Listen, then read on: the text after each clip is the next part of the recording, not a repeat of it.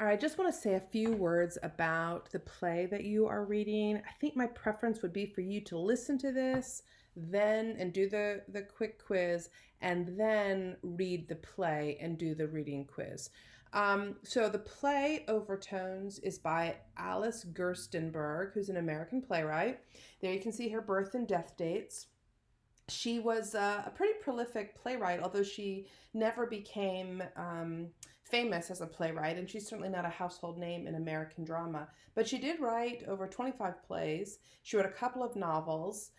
She had a good output and a good productivity as a writer, and was respected in her lifetime as a writer and as a voice for women and women's ideas. She was from Chicago, lived in New York for a while, then went back to Chicago. She was involved in the Little Theater movement in both cities. She wrote her play Overtones in 1915, and it was first produced by the Washington Square Players, one of the little theaters that you learned about already. The Washington Square Players produced Overtones on a short bill of other one-act plays in November of 1915. The play was produced a couple more times at Washington Square Players, and then was made available to other little theaters. There was a network of sort of sharing plays. There was publishing of plays, and so it got out into the sort of theater scene in the little theater movement across the country in the rest of the decade and into the 1920s. So we see Overtones being a pretty popular play with little theaters for quite a while. And I think you can see the appeal of it for little theaters, both in its form, which is experimental, and in its content, which is relatable. It doesn't have very big production needs. It doesn't have a very big cast, so you could do it with limited sort of little theater resources, and it fit there a variety of aesthetics.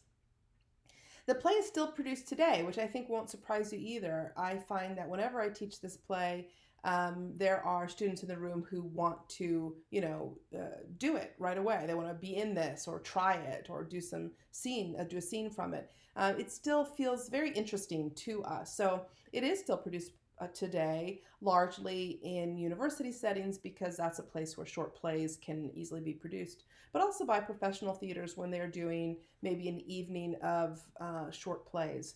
And interestingly, it was made into an opera in 2015. I've not seen the opera, so I don't know much about it, but it exists, and I'm curious. I'd like to listen to the music and see it sometime.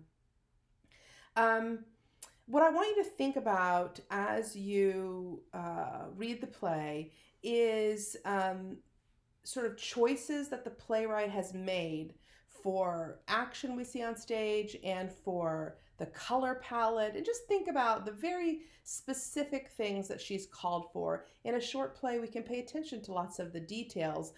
It's a very condensed world, the short play. In particular, I want you to think about how this play, Overtones, which is not a typical realistic play for reasons that you'll soon discover if you haven't already, how is this play still showing an interest in many of the things that the realistic plays we've talked about are interested in?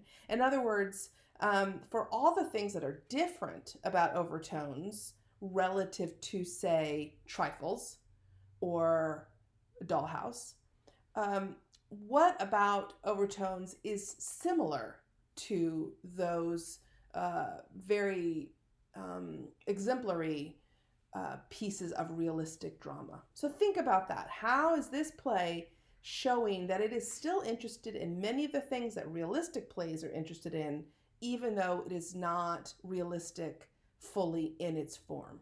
Think about that while you read it. I'll meet you on the other side.